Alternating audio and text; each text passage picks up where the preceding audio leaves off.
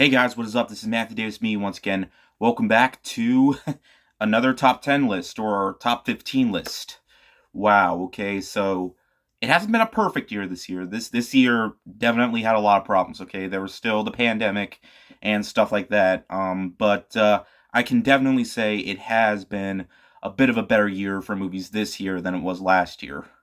I mean, obviously, otherwise it would just be a regular top 10 and not a top 15. But there was more than enough movies to make this list. So without further ado, these are my top 15 favorite movies of 2021. Now, the films on this list aren't absolutely perfect. They're not the absolute greatest films of 2021. This is just my own personal list of my favorite films that I saw in the theaters or on streaming that I enjoyed the most watching this year. Also, I am not going to be including Zack Snyder's Justice League due to the fact that it's basically 2017's Justice League, just twice as long.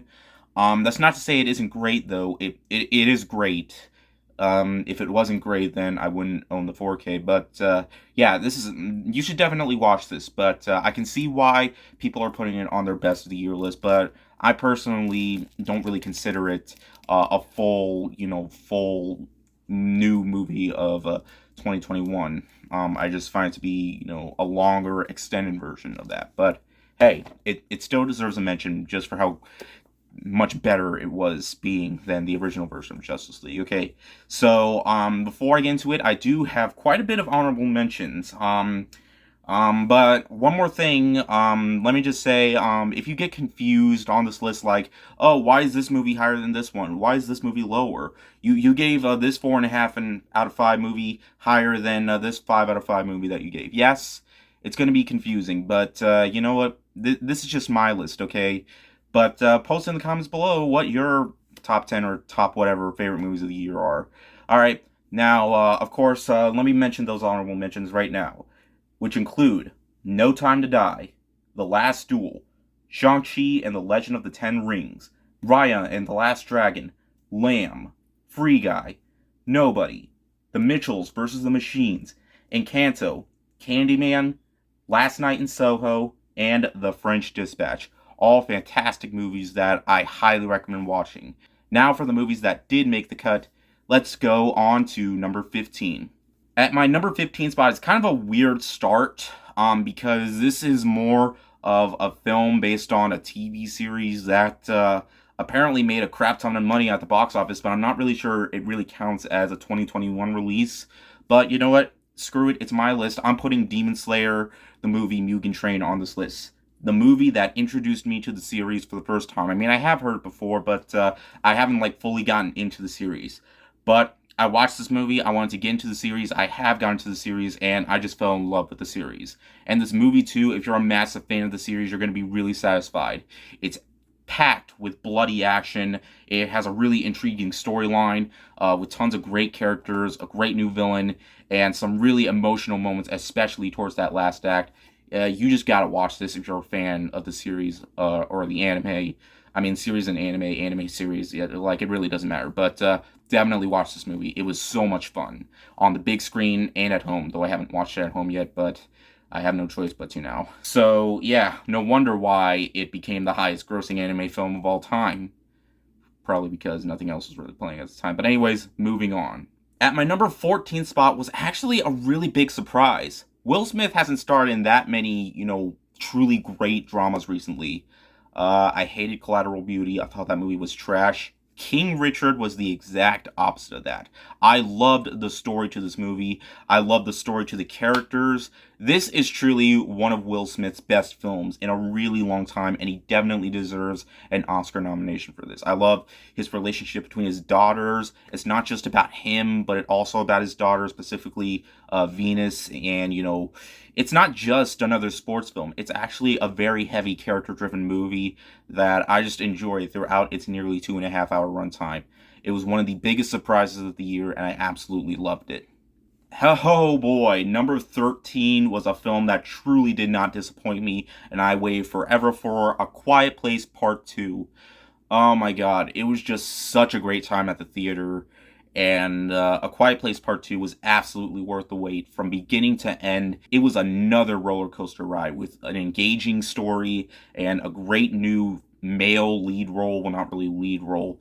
Emily Blunt is still the lead role, but everybody in the movie was just so terrific. It's another visual remark, and it truly kept the tension there and the story there. And I really love the introduction in the beginning during the first 10 minutes, seeing how, all the creatures came to be before the town was completely silent. It was just a great sequel, and this is how you make a horror sequel. I cannot wait for A Quiet Place Part 3, though I am a little nervous because John Krasinski is going to be directing it this time, but hopefully they'll have someone truly great. And then we'll have the perfect horror movie trilogy. A Quiet Place Part 2 is one of my favorite horror films of the year. Top 3, easily. Definitely watch it. It was worth every single wait.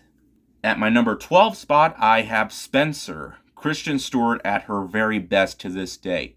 She is the reason to see this movie. She managed to redeem herself big time after Twilight ended.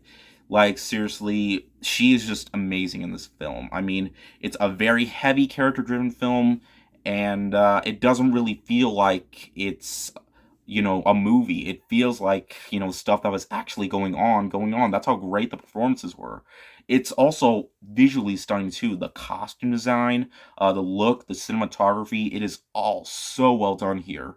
And that's basically the best way I can describe it. Kristen Stewart definitely deserves an Oscar nomination for this one. At number 11, I have my truly favorite horror film of 2021, which was originally supposed to come out early 2020, but didn't.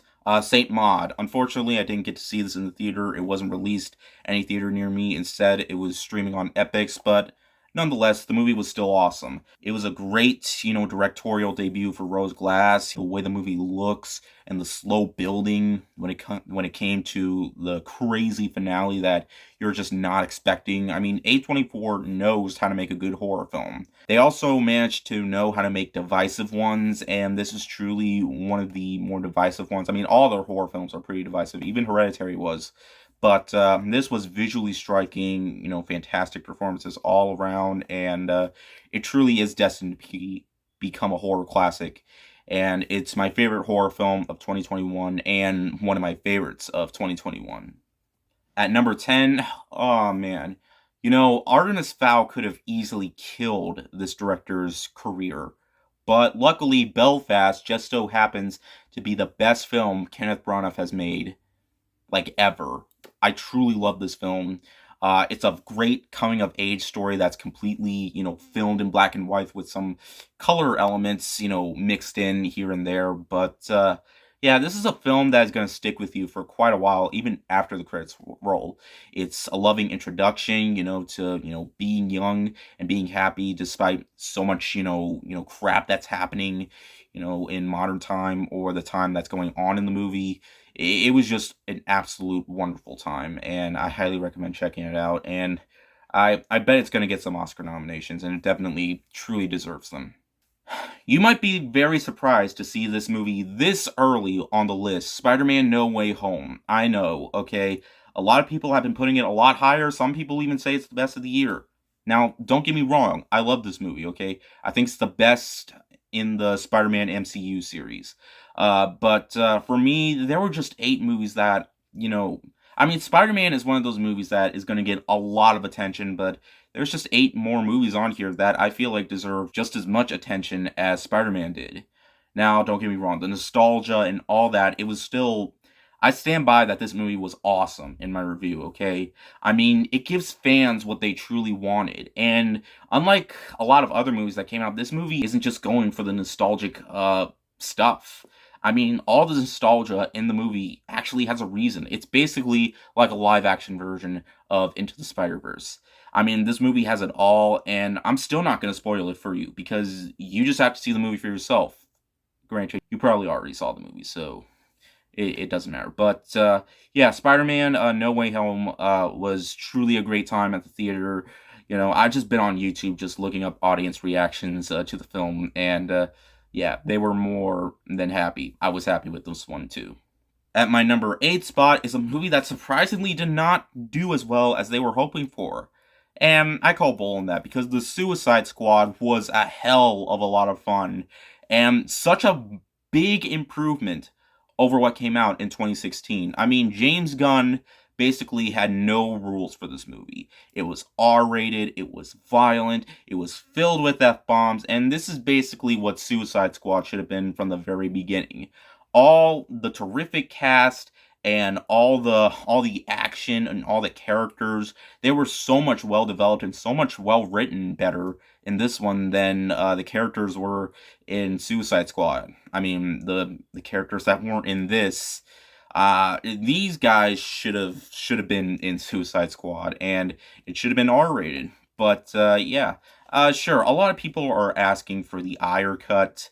The guy that directed the original movie, but you know what? I don't really care. I mean, people have been review bombing this, saying like, there should just be an Ayer cut. There shouldn't be a new movie. But you know what? The Suicide Squad, it's an awesome movie. Like, what more can I say? I had so much fun with this at the theater, and it really deserved a lot more money. And it's really a shame because this is the film that I think fans truly deserved. At my number seven spot is going to be another film that probably fell under a lot of people's radar. Come on, come on. Remember Joaquin Phoenix and Joker? Well, he's in other movies too, like Her and this film. This film, what a treat this was.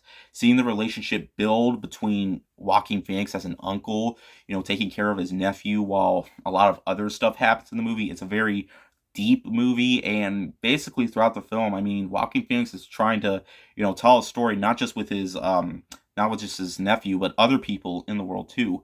It's a very loving film and one that treats the audience with just joy and kindness. I mean, it is R rated for a lot of language, but this is just a film that once in a while in your life you just have to watch.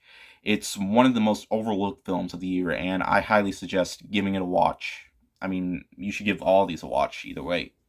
Number six is a remake that I thought we never needed. And if it was going to be made, I didn't expect it to be this good. Hands down, even better than the original. West Side Story. Wow. What a film. What a film this was. Steven Spielberg, you've done it again. This is basically the film that Steven Spielberg has always wanted to make. But of course, it would take a really long time. It would take him just years and years after, the original film. He would have to wait like at a certain time to release this. And while it could have been a better time if some pretty stupid stuff was going on right now, but nonetheless, West Side Story, this is a movie I needed to see. While sure, it's basically exactly like the original film, but let's just ignore, the fact that this is a remake, but a new, I don't know how to describe it, a new like breath of fresh air for people who knew nothing about the source material. This is a beautiful looking film, and everybody is great. The performances, the direction, the look of the film, it is all incredible. And they managed to surpass it in almost every single level. I really think this movie deserved a lot more attention. At number five is a movie that isn't complete yet, but I'm pretty sure will be a hell of a lot better when it does, and it's already awesome. Dune, or should I say Dune Part 1. Denis Villeneuve, my friend, you have done it again with this one. This is just part one of a brand new, reinvented franchise. If you're a massive fan of the book series, and if you really weren't that thrilled with David Lynch's version of the film, then I think you're going to be really satisfied with this one. There's just so much stuff going on in this movie that is just made for the big screen. That just screams theatrical experiments. Like, I feel really sad for the people who had to watch this on HBO Max and couldn't go out, but I'm sure it was still a great experience. It's a visual treat. The performances were good. The story, I'm pretty sure will get even better when we do get the next movie. I mean, it does have a lot of questions, but hopefully we'll get a lot more answers when we do get that sequel. But I am just, this is a film that I'm probably going to rewatch a lot, to fully understand. I mean, once the full series is complete, then yeah, I'm sure it'll get better. But hey, it's still amazing right now, and you should totally watch it. While West Side Story was a fantastic remake and a fantastic musical, it didn't give me quite as much joy as In the Heights did. I mean, West Side Story did give me a lot of joy. But this film, for it not being a remake, but also being, an adaptation of a stage play, this was also amazing on every single note. I mean, again, visually stunning, visually striking, but it also has a really great story and a really great message about, being at your home and where you grew up in and all that. It's a joyous celebration of that. Then this is truly the film for you. Though, if you're not a fan of musicals, I don't recommend you watch it then. I mean, I do recommend people watch it, but if you're not into musicals, then I'm not sure what you're going to think. But hey, when the music isn't there, it still manages to tell a great story. And when the music is there, I had a lot of fun with the music. In the Heights was a phenomenal film that I loved every second of. All right, at number three is a film that critics absolutely loved, but fans didn't really think it was that faithful to the source material. I don't really care because I haven't watched the source material, or read the source material. This is basically based off a poem or something. The Green Knight, David Lowery's The Green Knight.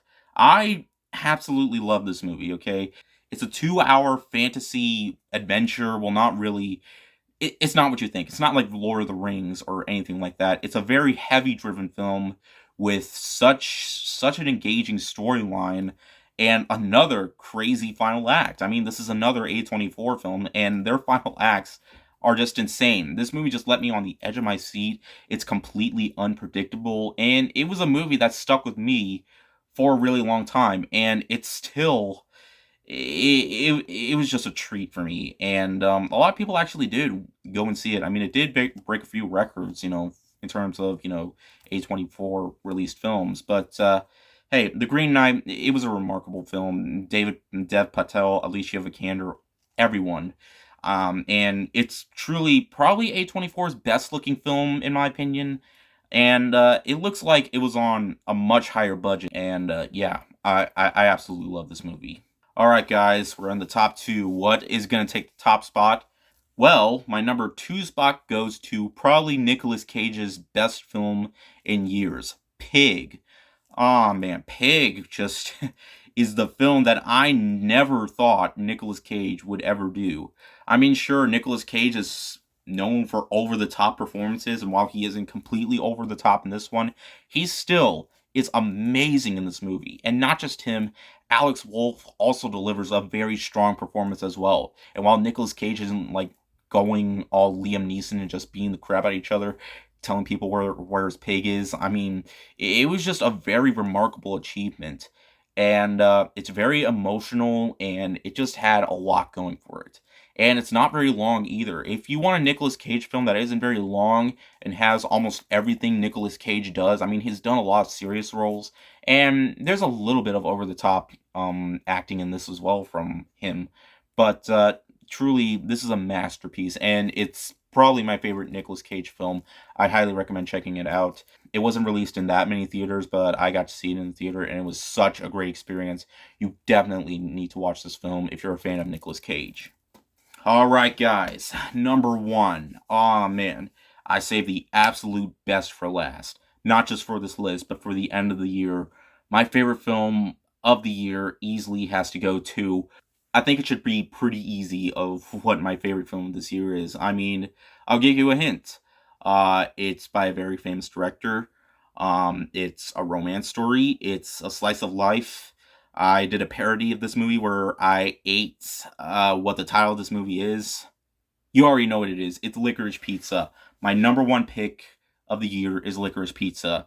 I mean, I'm not the only one on this. My friend also, this was his favorite film of the year as well, and it's mine too. This movie just gave me everything that I wanted to see, and it just gave me so much, like hope in life and stuff like that. It has a very strong storyline, terrific direction, everything that I love in cinema. And while, sure, people will go out and see a lot of superhero movies and films with a lot of action and crazy humor, this film doesn't have any of that. I mean, it does have light humor here and there, but the engaging story and the great characters and all that is present here, and it was just a film that stuck with me long after the credits rolled.